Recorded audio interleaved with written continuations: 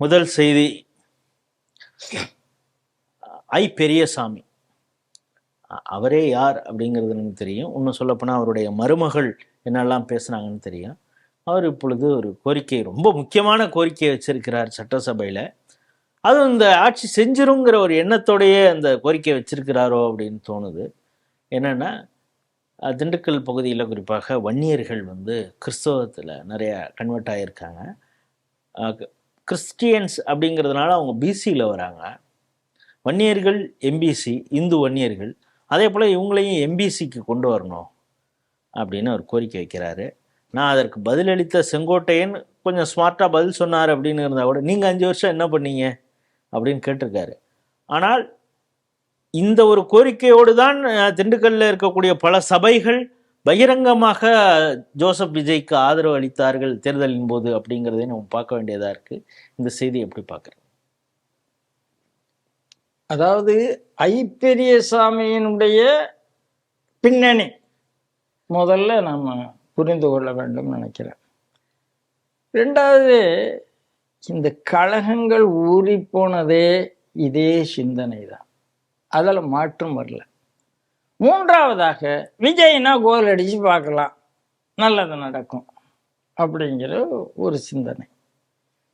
ஏற்கனவே இவர் ஜோசப் விஜயன் ஆச்சு, அதுவும் அந்த திண்டுக்கல் ஏரியா எப்படிப்பட்ட கிறிஸ்டியானிட்டி ஏரியாங்கிறது நமக்கு தெரியும். நிறைய பேருக்கு திண்டுக்கல்லை பற்றி தெரியாது. திண்டுக்கல் ஒரு பக்கம் ஜிகாதிகள், இன்னொரு பக்கம் எவாஞ்சலிஸ்ட், இவங்களுடைய அட்டூழியம் அந்த மாவட்டத்தில் அதிகம்ங்கிறது அந்த மாவட்டத்தை ஸ்டடி பண்ண எல்லாருக்குமே தெரியும். நிறைய பேர் என்ன நினைக்கிறாங்கன்னா, இந்த கோயம்புத்தூர், கன்னியாகுமரி, இதை தாண்டி ரிலிஜியஸ் மைனாரிட்டிஸ் எங்கெங்கே என்ன ஆதிக்கம் பண்ணுறாங்கன்னு அவங்களுக்கு தெரியாது. இப்போ திருநெல்வேலி, தூத்துக்குடி, திண்டுக்கல், இதெல்லாம் கிட்டத்தட்ட இந்த கிறிஸ்டியன் குரூப்பினுடைய ஒரு ஆதிக்கம் இருக்கக்கூடிய மாவட்டங்கள். நீங்கள் மேப் பண்ணிங்கன்னா அந்த நல்ல விஷயங்கள்லாம் உங்களுக்கு தெரிய வரும். இப்போ இவர் ஜோசப் விஜய்கிட்ட ஏன் சொல்லுகிறார் அப்படின்னா, இது நீங்கள் சொன்ன மாதிரி சொன்னால் நடந்துடும் அப்படிங்கிற எண்ணம் தான். ஆனால் நமக்கு என்னென்னா, இதே போயிட்டே இருந்தா, முதல்ல மதம் மாறினா அவன் என்ன ஜாதியோ அந்த ஜாதி, மதம் மாறினவனுக்கு ஜாதி எது? ஒரு ஜாதியும் கிடையாது.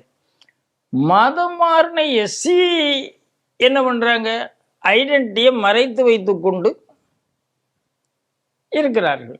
நம்ம அதை வன்னியரசு விஷயத்தில் பார்த்துருக்கணும். இன்னும் ஒரு பட்டியலையும் நாம் போட்டிருக்கோம். திருமாவளவனே அப்படி ஒரு ஆள் தான், அவருக்கு என்ன அந்த அருகதை இருக்குங்கிற கேள்வியை நம்ம கேட்டிருக்கோம். இப்போ திடீர்னு வன்னியர்கள் மதம் மாறினால்னா இதை யார் எதிர்க்கணும் அப்படின்னு நான் விரும்புகிறேன்னா, ராமதாசும் அன்புமணியும் எதிர்க்கும். மற்றவர்களை விட அஸ்வத்தாமன் ஒரடையா பேசணும். ஏன்னா இதில் என்ன ஆபத்துன்னா, கன்வர்ஷனுக்கு அவர்களை தயார் செய்கிறார்கள் அப்படிங்கிறது தான் இதில் உள்ள ஆபத்து. இதை பற்றி அவங்களுக்கு கவலை கிடையாது. சமூக அக்கறை இருந்தால் தான் இந்த கவலை வரும். நாம் ஒவ்வொன்றா பார்த்துட்டு இருக்கோம். எத்தனை பேர் இன்னைக்கு ஜோசப் விஜய் ஆட்சி என்பதே ஒரு சுவிசேஷ கூட்டத்தினுடைய சட்டமன்றத்தை நடத்தக்கூடிய ஆட்சியாக மாறி போச்சு. அப்போ இது சுவிசேஷ கூட்டம் தானே. ஏன் அந்த சுவிசேஷ கூட்டம் எப்படி வந்தது? இப்படிலாம் தான் வந்தது. ஒரு வன்னியரசுக்கு யார் பாராட்டு விழா நடத்துகிறா அப்படின்னு கேட்டால், சுயாதீன சர்ச்சிலேருந்து பீட்டர் அல்ஃபோன்ஸ் பேசுகிறார். இந்த வன்னியரசு தான் தினமும் சொல்லிட்டு இருக்கா, கேளுங்கள் தரப்படும், தட்டுங்கள் திறக்கப்படும்ங்கிற வசனத்தை ஆளாளுக்கு பேசுறாங்களா? அவர் பேசுறாரு, ஜேசிடி பிரபாகர் என்ன பேசுறாருன்னு பார்த்தோம், மரிய செல்வம் என்ன பேசுறாருன்னு, மரிய வில்சன் என்ன பேசுறாருன்னு பார்த்தோம். ஆகையினால இது என்ன பண்ணாரு, அதாவது முந்தின ஆட்சின்னா அப்பாவு சொன்னார் இது எங்களுடைய ஆட்சின்னு சொன்னார். மனோஜ் தங்கராஜ் கொஞ்சம் காலம் இப்போ மினிஸ்டரா இருக்கிற காலம் வரைக்கும் சொல்லிட்டு கிடந்தார். ஆனால் இப்போ அவங்க சொல்லவே வேண்டாம், அப்படிப்பட்ட ஆட்சிதான் என்று இவர்கள் சட்டமன்றத்தில் நிரூபித்துக் கொண்டு இருக்கிறார்கள். அதான் வேடிக்கையாக சொன்னால், அவர் அப்பாவுன்னா ஜேசிடி பிரபாகர் அம்மாவு, அவ்வளோதான் வித்தியாசம். அதனால் ரொம்ப ஆபத்தான சூழ்நிலையை நோக்கி தமிழகம் போய்கொண்டு இருக்கிறது. நாங்கள் செங்கோட்டையன் கொஞ்சம் புத்தாலித்தனமாக பதில் சொல்லிட்டாருன்னு சொல்கிறீங்க. ஆனால் இந்த ப்ரெஷர் இருக்குல்ல, இந்த ப்ரெஷருக்கு ஜோசப் விஜய் ஆட்சி அடிபணியுமா என்று கேட்டால் அடிபணியக்கூடிய வாய்ப்புகள் அதிகம். என்ன நாளை கோர்ட்டுக்கு போனால் நிற்காது.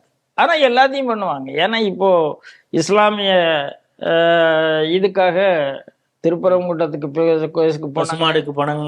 பசுமாட்டுக்கு போனாங்க. அதனால அதே திமுக வழிதான், செய்யறதை செய்திருவோம் அப்புறம் கோர்ட்டுக்கு விட்டுருவோம் அப்படிங்கிற எண்ணம் தாவேக்காவுக்கும் வந்து இருக்கிறது. இது ஆபத்தானது.